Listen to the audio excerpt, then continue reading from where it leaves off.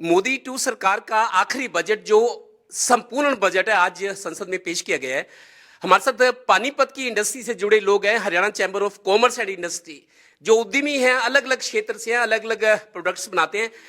ये इस बजट को कितना मान्य है, इनकी राय क्या है, जानते हैं। Haryana chamber of commerce and industry के पानीपत चैप्टर के चेयरमैन विनोद खंडेलवाल जी।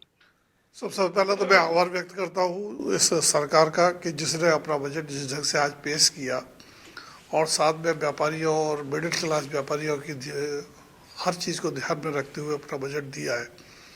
ये एक बहुत समय के बाद एक अच्छा बजट आया है और इसमें आम सभी लोगों को काफ़ी फायदा भी होगा। और इंडस्ट्रीज की जहाँ तक बात है तो इंडस्ट्रीज के लिए भी काफ़ी ग्रोथ है। और जैसे कि इंडिया चाहती है कि भाई लोकल टू फोकल, तो उस हिसाब से जो है लोकल में जो एक इंडस्ट्री को बढ़ावा मिलेगा, इस बजट के अंदर वो सारी सुविधाएं सरकार ने लेके इस बजट को आगे बढ़ाया है। पानीपत में छोटे एमएसएमई वाले ज्यादा है, उनको इतनी बारीकी से समझ नहीं है। पानीपत में जिस तरीके का काम होता है, जिस तरह की इंडस्ट्री है, एंटरप्रेन्योर्स हैं, उनको आसान शब्दों में कैसे समझाएंगे इस बजट को लेके? एमएसएमई के मामले के अंदर सबसे बड़ी जो प्रॉब्लम्स आ रही है हरियाणा के अंदर, हरियाणा से जो अदर स्टेट्स हैं जिस ढंग से वो वर्क कर रही हैं, हरियाणा में वो व्यापारी के साथ मिलकर एमएसएमई इतना वर्क नहीं कर रही है जिससे कि आम आदमी तक बात पहुंच सके। सुविधाएं तो बहुत है मगर उन सुविधाओं का लाभ व्यापारी तक नहीं पहुंच पा रहा है, तो इसलिए जो है उसके ऊपर हमें ध्यान देने की जरूरत है और हमारी आगे कोशिश होगी कि हम इस पर ध्यान दें। आप भी छोटे उद्यमी हैं, आपने डिस्कस कर रहे थे, जो कुछ मिला इससे ज्यादा की उम्मीद कर रहे थे या जितना मिला संतुष्ट है? नहीं, संतुष्टि तो बहुत ज़्यादा है क्योंकि टेक्सटाइल में 21 से 16% किया है कस्टम, पानीपत के लिए बेनिफिट है। और उसके बाद जो इनकम टैक्स में भी छूट मिली है स्मॉल स्केल के लिए भी और बिजनेसमैन के लिए तो है ही है, व्यापारी वर्ग के अलावा जो नौकरी पेशा वाले उनको भी बेनिफिट। पिछली बार भी बजट आया, उससे पहले भी आया। बजट में जो वायदे किए जाते हैं, सरकार जो रियायत देने की घोषणाएं करती है, पिछले बजट की बात करें तो जो कुछ कहा गया था वो हुआ है क्या? कुछ हद तक हुआ है, सरकार ने कुछ हद तक किया है। मैं हैंडलूम एक्सपोर्ट से डीलिंग रखता हूँ, तो मैंने देखा है कि बजट के अंदर जितना सुना है अभी तक तो पूरा नहीं पढ़ पाए है। तो बजट बहुत अच्छा है और सरकार मेक इन इंडिया की तरफ जारी है। अक्सर हरियाणा का बजट आए या सेंटर का बजट, पानीपत वाले ज्यादातर यही कहते हैं जी सरकार उतनी मदद नहीं करती सपोर्ट, लेकिन जो कुछ है हम अपने दम से है, अपनी मेहनत से, अपनी सूझबूझ से।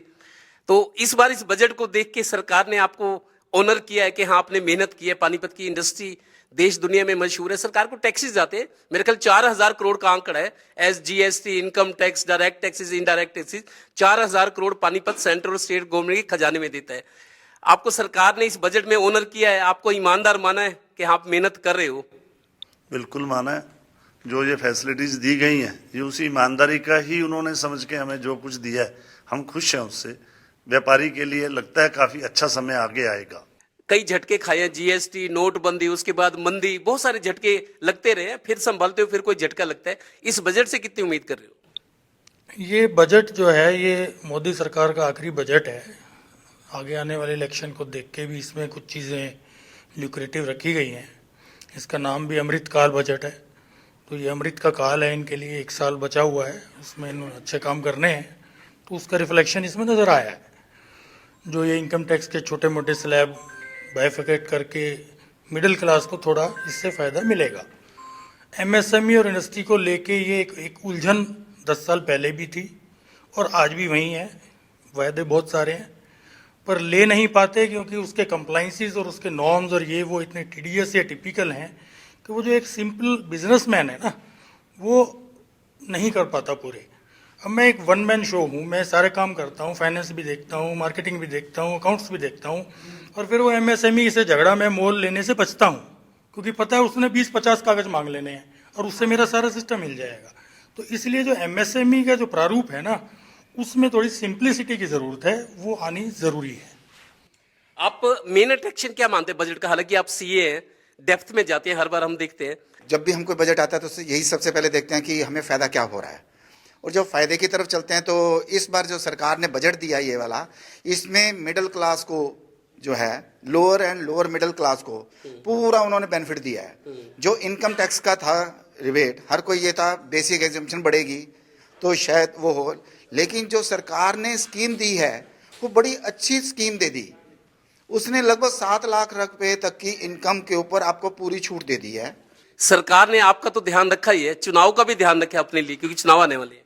देखो, हर बजट जो होता है ना, वैसे तो हम कहते हैं कि लॉलीपॉप लॉलीपॉप, कहीं लॉलीपॉप नहीं है इसमें। अगर देखें, ये एक फैसिलिटी प्रोवाइड की गई है कि टैक्स का रिबेट इतना करने का।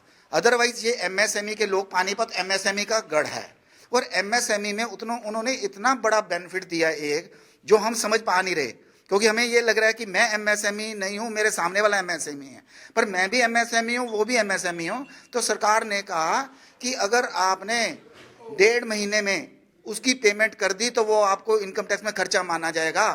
अगर आपने 1.5 महीने में पेमेंट नहीं की तो वो आपको जब पेमेंट करोगे तब वो खर्चा मानेगा, जैसे कि वैट या जीएसटी की पेमेंट का कंडीशन है।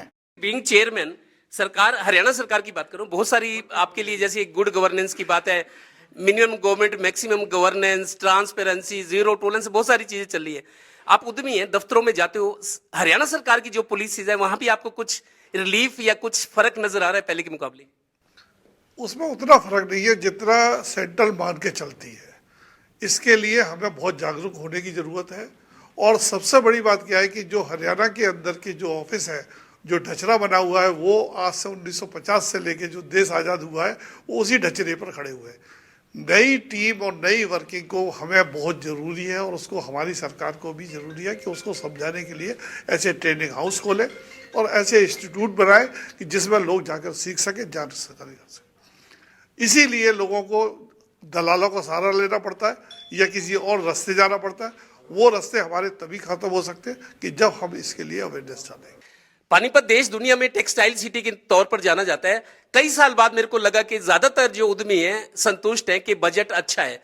उम्मीद तो ज्यादा की करते हैं और इच्छा हमेशा अधूरी रहती है, लेकिन तब भी मानने कई साल बाद के बजट जो है अच्छा है, ग्रोथ ओरिएंटेड बजट है। और हरियाणा के जो ताजा आंकड़े अभी पिछले दिनों आए हैं, हरियाणा के आंकड़े बता रहे हैं कि प्रदेश तेजी से तरक्की कर रहा है।